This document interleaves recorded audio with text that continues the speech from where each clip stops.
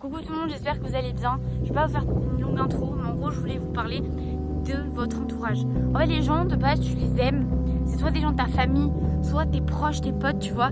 Et en fait au final tu te rends compte que vous êtes plus sur le même chemin. Et pourtant c'est chiant parce que c'est des gens à qui tu tiens, tu as vécu beaucoup de choses avec eux, vous avez plein de choses en commun, de par votre passé, de par les choses que vous avez vécues ensemble. Et en fait tu te rends compte que finalement ces personnes-là ne te correspondent plus. Et donc ça je voulais vraiment vous en parler parce que je m'en suis rendu compte avec des amis du coup, et ça me fait mal au cœur de me dire que ces personnes en fait je me suis attachée à elles mais elles m'apportent pas du positif, elles me ralentissent. Et les gens ils vont dire ouais mais t'es égoïste nanani de dire ça de tes potes et tout. Déjà c'est pas tous hein, je vous préviens, mais en fait les gars, être égoïste c'est quoi? Est-ce que c'est penser à soi ou c'est penser qu'à soi? Moi je pense qu'il faut faire la nuance. Je pense qu'il faut penser à soi tout en ayant conscience qu'il y a d'autres personnes autour de vous. Et donc quand même faire attention à eux, sauf qu'au bout d'un moment, quand les personnes vraiment elles vous correspondent pas et qu'elles vous tirent plus vers le bas qu'autre chose, peu importe le passé que vous avez, peu importe les histoires que vous avez pu avoir en commun, en fait essayez de vraiment juste faire le point, d'essayer d'en parler avec cette personne, déjà premièrement, et je pense de voir aussi comment est-ce que ça peut se tramer dans le futur. Mais vraiment, gars, si ça te tire vers le bas, arrête cette relation. Tu n'as pas le temps. En fait, vous avez qu'une seule vie. Pourquoi tu te raccroches à quelque chose? C'est comme un ex toxique.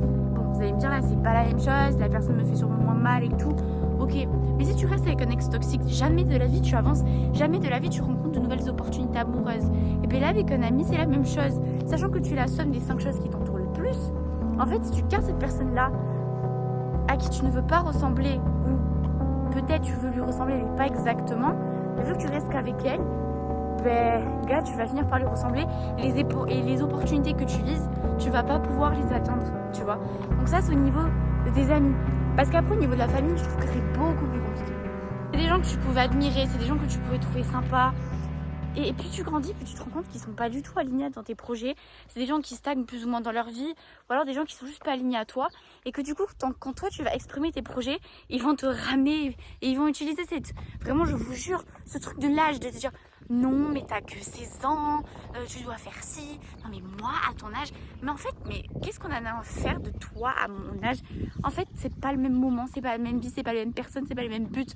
En fait, si aujourd'hui, moi, j'ai envie de faire ça, c'est parce que j'ai pas envie de ressembler à ça à l'âge que tu as. Je sais pas si vous comprenez ce que je veux dire. Ce qui est très dur dans la famille, c'est que c'est la famille. La famille, tu ne la choisis pas, tu l'as.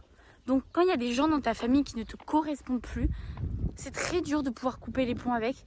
Donc, tu peux t'éloigner, mais en fait, je veux dire vraiment, mais genre oser. Je sais que c'est la famille, mais genre, je sais pas comment vous expliquer. Si vous n'êtes pas aligné avec la personne, que les seuls trucs que vous avez, c'est à vous dire des leçons de morale bateau, et que l'autre n'entend pas, et inversement, genre, pourquoi faire? Pourquoi forcer? Vous avez des gens qui vous écouteront, vous avez des gens qui vont vous apprendre des choses, qui vont vous instruire, ou alors vous aurez des gens avec qui vous allez juste déconner, vous allez juste rire. Mais c'est la bonne rigolade, il n'y a pas forcément de jugement. Et au fond, vous êtes bien. En fait, il y a aussi une part d'énergie. C'est-à-dire que l'énergie avec les gens, c'est un truc de dingue. Il y a quelqu'un, par exemple, certes, il va pas vous apprendre grand-chose sur la vie. Il va pas vous faire des discours philosophiques de je sais pas d'où.